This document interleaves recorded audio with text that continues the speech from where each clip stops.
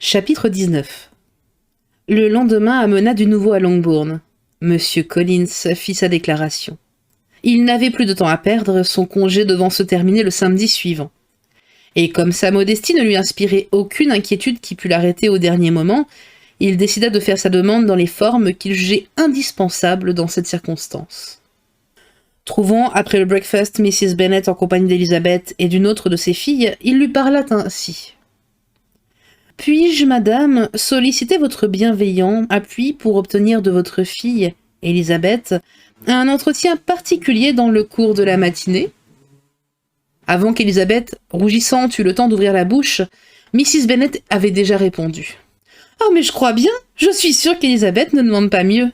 Venez, Kitty, j'ai besoin de vous au premier. » Et rassemblant son ouvrage, elle se hâtait vers la porte lorsqu'Elizabeth s'écria. « Ma mère, ne sortez pas, je vous en prie. Monsieur Collins m'excusera, mais il n'a certainement rien à me dire que tout le monde ne puisse entendre. Je vais moi-même me retirer. »« Non, non, Lizzie. Quelle est cette sottise ? Je désire que vous restiez. » Et comme Elizabeth, rouge de confusion et de colère, continuait à gagner la porte, Mrs. Bennet ajouta. « Lizzie, j'insiste pour que vous restiez et que vous écoutiez ce que Monsieur Collins a à vous dire. » La jeune fille ne pouvait résister à une telle injonction. Comprenant, après un instant de réflexion, que mieux valait en finir au plus vite, elle se rassit et reprit son ouvrage pour se donner une contenance, et dissimuler la contrariété ou l'envie de rire qui la prenait tour à tour. La porte était à peine refermée sur Mrs. Bennet et Kitty que M. Collins commençait. « Croyez, chère Miss Elizabeth, que votre modestie, loin de me déplaire, ne fait à mes yeux qu'ajouter à vos charmes. Vous m'auriez paru moins aimable sans ce petit mouvement de retraite, mais laissez-moi vous assurer que j'ai pour vous parler la permission de votre respectable mère.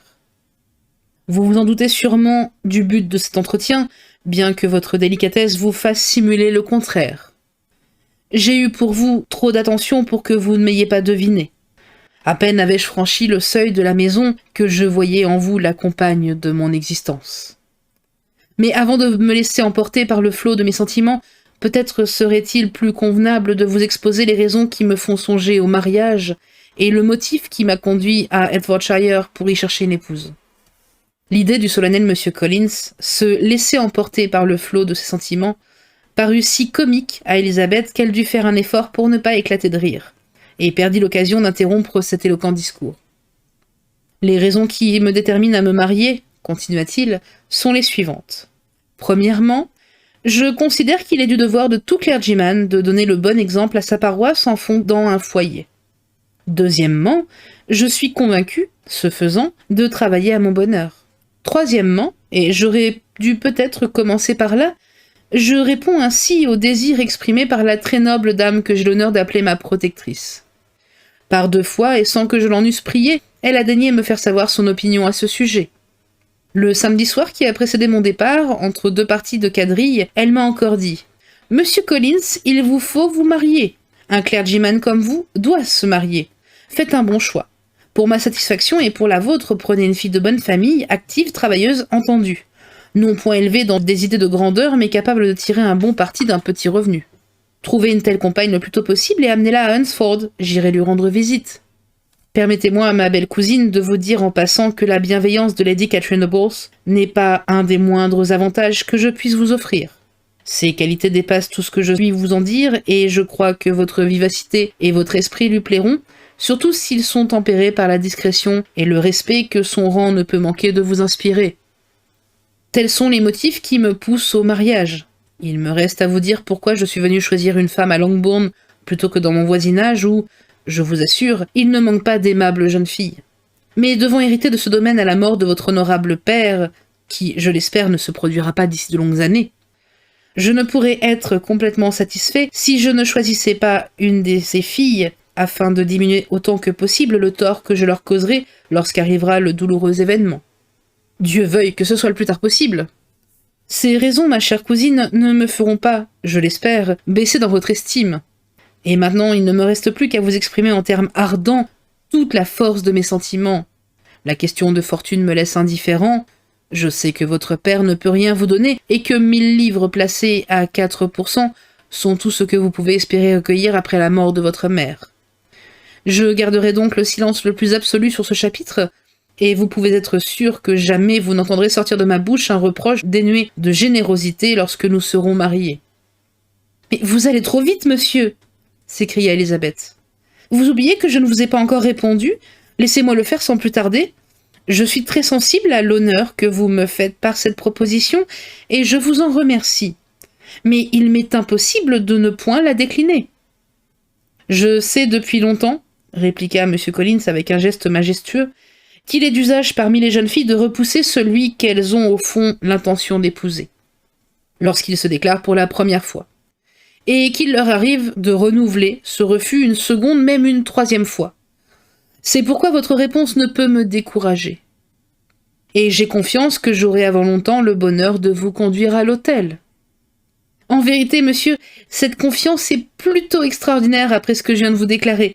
Je vous affirme que je ne suis point de ces jeunes filles, si tant est qu'il en existe, assez imprudentes pour jouer leur bonheur sur la chance de se voir demander une seconde fois. Mon refus est des plus sincères.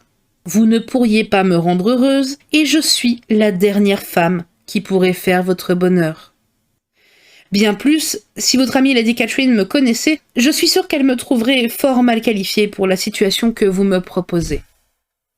Quand bien même, répondit gravement M. Collins, l'avis de Lady Catherine, mais je ne puis imaginer sa grâce vous regardant d'un œil défavorable, et soyez certaine que, lorsque je la reverrai, je lui vanterai avec chaleur votre modestie, votre esprit d'ordre et vos autres aimables qualités.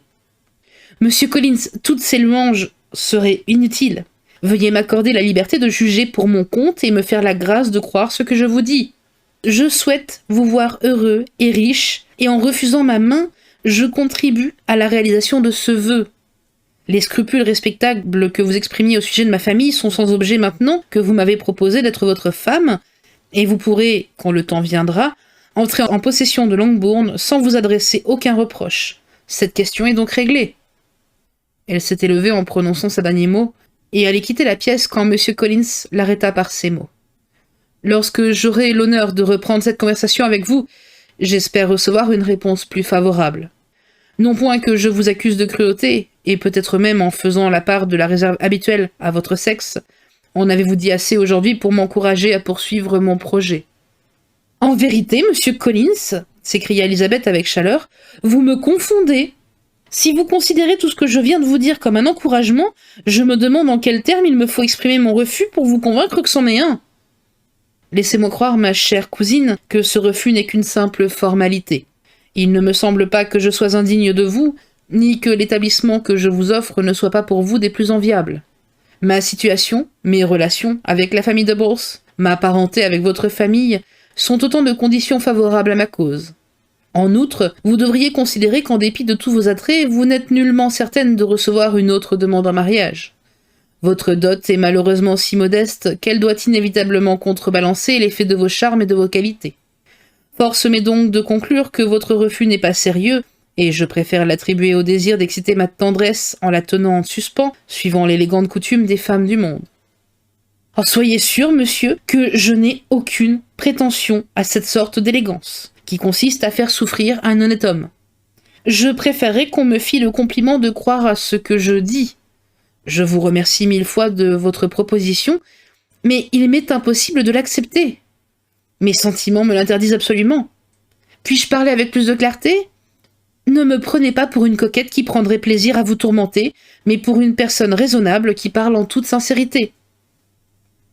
Vous êtes vraiment délicieuse, quoi que vous fassiez, s'écria-t-il avec une lourde galanterie. Et je suis persuadé que ma demande, une fois sanctionnée par la volonté expresse de vos excellents parents, ne manquera pas de vous paraître acceptable. Devant cette invincible persistance à vouloir s'abuser, Elisabeth abandonna la partie et se retira en silence.